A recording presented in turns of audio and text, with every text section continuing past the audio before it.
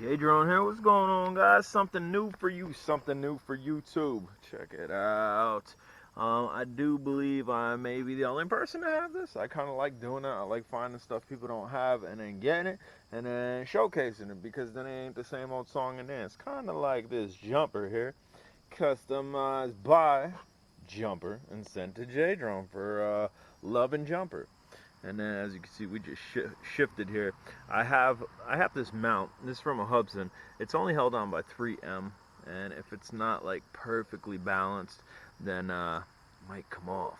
But I basically have that on there to monitor the voltage of this. So some point during this video, we might see that flop off and me lose control of the drone. But without further ado, let's go.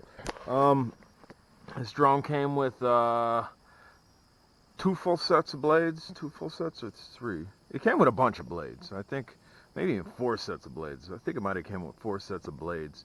And then this antenna right here, which is for the VTX, that you definitely needed to plug in. It didn't come plugged in. It's simple. You just plug it in. My Cadex camera was upside down. Really easy fix. Just flip it upside down and connect to those there. I went over all the screws. All the screws actually seem pretty good. But I highly suggest you get something you're going to send. If you're going to send it and it's your first flight, you should probably go over the entire thing, which is exactly what I did. It didn't come with a battery. We're using a crazy pony, I think 450 battery on this. And again, the main reason I have this is basically to watch my voltage.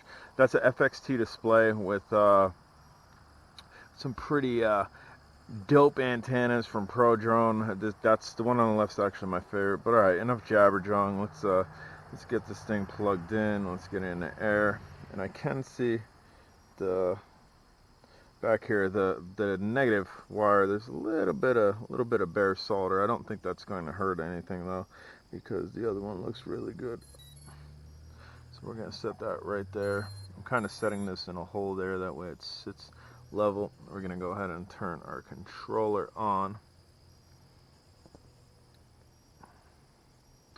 and we will go ahead and get this on. Easy there. It's actually pretty secure. I think that's just it being unlevel on the ground. So what I'm gonna do, I'm going to pick this up and I'm going to stick the battery in my pocket. That should be good there. And we are going to go ahead and turn on the controller. Or not the controller, the FXT Viper display. These came with goggles. If you wear glasses, these are actually the best, was the best setup for glasses. There's my display there. That's good enough for me. And I'm showing 8.2 volts and that we are in air mode. I don't want to be in air mode. We're in horizon right now. And we're just going to give this a little go. I'm going to do line of sight here, and then oh yeah, that's nice. This is going to be a real nice FPV flyer. But, and again, I like to do things that people really aren't doing. People really aren't flying these FPV drones anymore line of sight. So you really don't get a chance to see exactly how it flies. I mean, you get FPV perspective, but you really don't get to see it in air. And I used to do it a lot, and then I strayed away from it just because it was easier editing. Don't mind my palette mess here.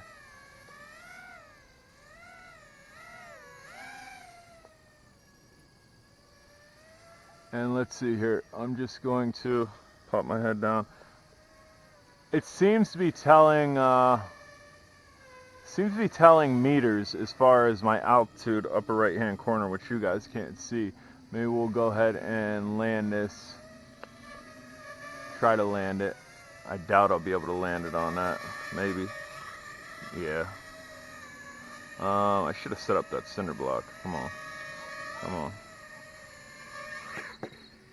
Not bad. I was able to land it. So what I'm going to do, I'm just going to, I'm going to click record here on the FXT. That way maybe we'll incorporate a little picture-in-picture. And upper right-hand corner, you might be able to see the meters going up.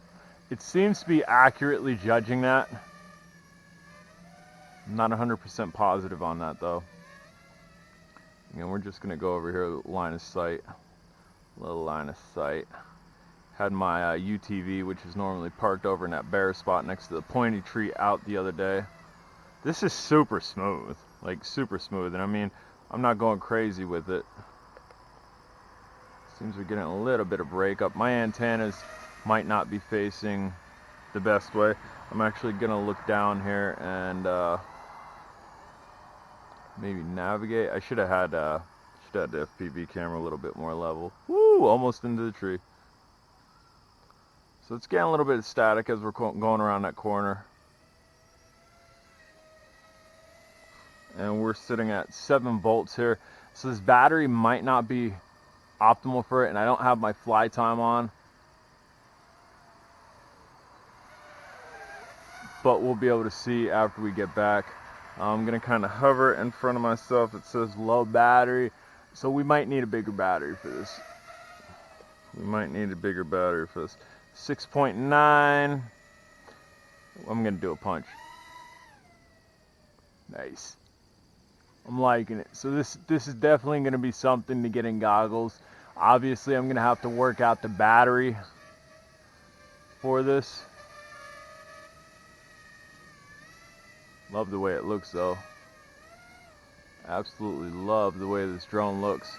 Colors and all. It does come in another color. I chose this yellow color. It's really bright. I don't know that I have any really yellow drones. A couple orange ones.